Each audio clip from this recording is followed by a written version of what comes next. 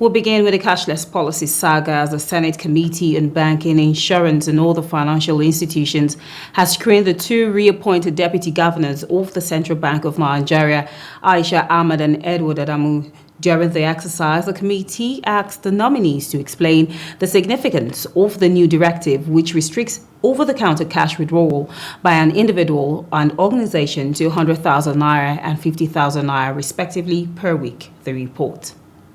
There has been an uproar from the public ever since the Apex Bank announced its cash withdrawal limits in the course of the week.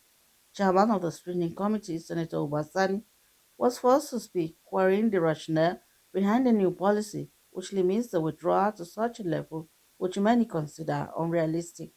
This committee will deeply appreciate it if the two nominees can shed more light on the cashless policy of the CBN in the light of the controversy that it has trailed the new policy on cash withdrawal limits.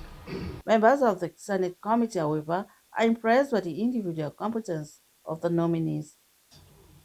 And the only issue we have was the cashless society, and she has explained it. And in my opinion, we will continue. The committee will continue to be engaging them. It's not a one-day something. We'll be having continuous meeting, and the reaction from Nigerians, the committees will continue to be engaging the central bank on regular basis, weekly basis, daily basis. The recommendation that was made on her was excellent, and that was why Mr. President decided to renominate her. We are very proud of her, and we believe that this country has tapped so much from the experiences she has had in the banking industry. And that is why today, the transformation we are getting in the banking sector in this country, despite the fact that it's uneven, but yet they are doing very well. The nominee for the post of the Deputy Governor on Financial System Stability, Aisha Ahmad, is urging the Nigerian public to embrace the cashless policy in line with global best practices. She recalls that the policy was initiated in 2012 with Lagos State as pilot scheme. It was also implemented in 2013 in Abuja and 6 other states. To the withdrawal limits, like you mentioned, I think that based on the information available to the Central Bank of Nigeria, based on the data on the transactions that Nigerians are conducting, we think that the time is ripe for us to extend the cashless policy. You must remember that we have suspended this policy, I think 3 times. We have tweaked it twice since it was launched. And that is in response to feedback from the public. Mr. Chairman, we are very open to be flexible as we engage on this initiative.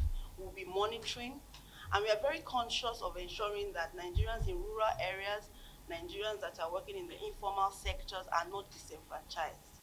One person who is not comfortable with the new cash withdrawal limit, despite explanations, is the senator representing Bayelsa West, Seriake Dixon. To make my views known for posterity, that I feel that more caution should be exercised by the regulators of our economy, precisely the central bank and the other institutions. They should not hurry into the implementation of this policy. I think more consultation, more examination as to our preparedness. And I thought that now that we had them, we should have interrogated further. The lawmakers, however, expected to hold a debate next Tuesday on whether or not to adopt a new policy.